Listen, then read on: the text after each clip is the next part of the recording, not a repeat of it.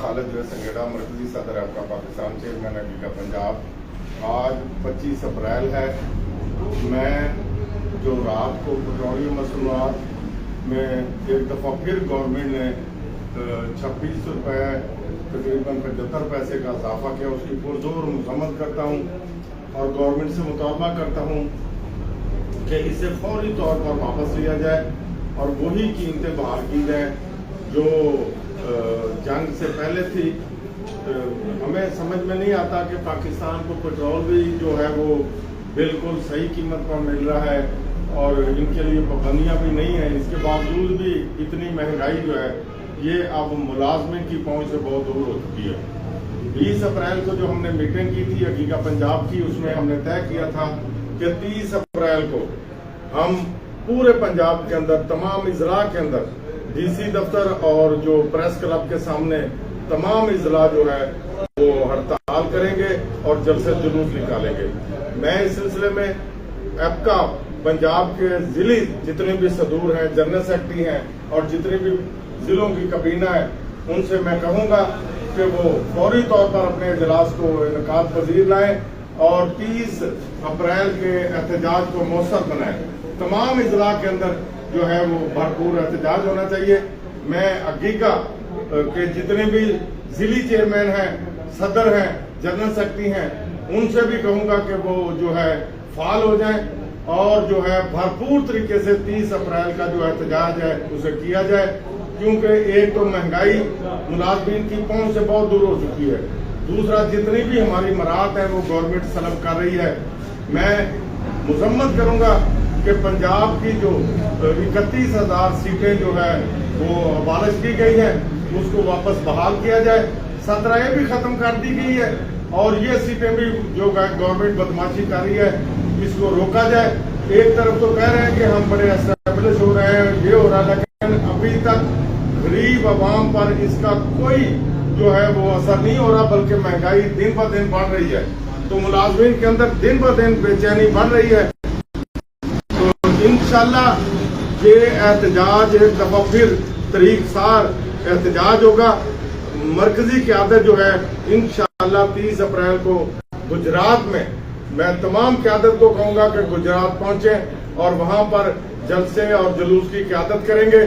لاہور کے اندر بھی مختار گجر صاحب اور جو لاہور کی کابینہ ہے حقیقہ کی، اس کی قیادت میں بہت بڑی چودھری آزاد گجر صاحب کی قیادت میں، باقی جتنے بھی ہمارے عہدیدار ہیں ان کی قیادت میں لاہور میں بہت بڑی ریلی ہوگی اور ہماری باقی حقیقہ کی مرکزی قیادت گجرات میں ہوگی. انشاءاللہ تمام اضلاع کے اندر بھرپور طریقے سے احتجاج ہوگا.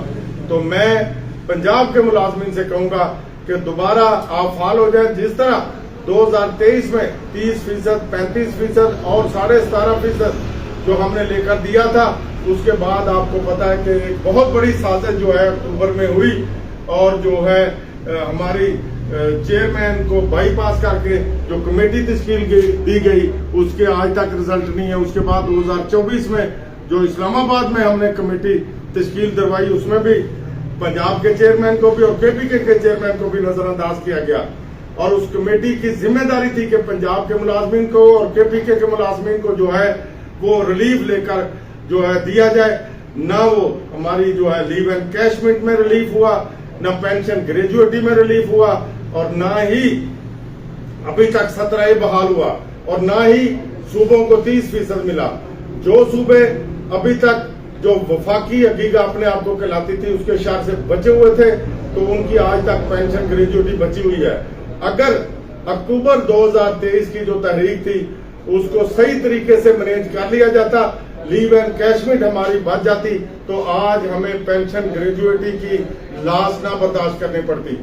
انشاءاللہ حقیقہ پنجاب ملازمین کی ہمارا ایک ہی مشن ہے کہ ہم نے پینشن گریجویٹی، لیو اینڈ کیشمنٹ اور 17 پر کسی قیمت پر کوئی کمپرومائز نہیں ہے. اس کو ہم نے ہر حالت میں حاصل کرنا ہے.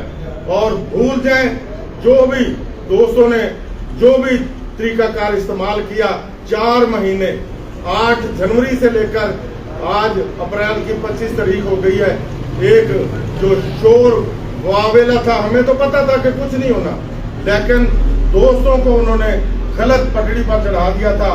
ہمارے खिलाफ जो जबान इस्तेमाल हुई और जो जबान इस्तेमाल करने वाले थे सोशल मीडिया पर, आज वो जान दे देते।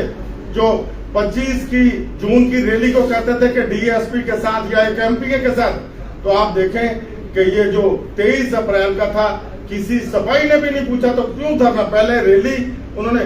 और सबसे पहले जो बड़ा सवाल है कि 31 का ना माह रमजान का तकद्दस, ना उन्होंने कोई मुल्की जो सूरत हाल थी उसको देखा गया, और पूरे पंजाब के अंदर रोजों के मुलाजमीन से रोजों से जुलूस जलसे निकाले गए, और फिर 30 को जो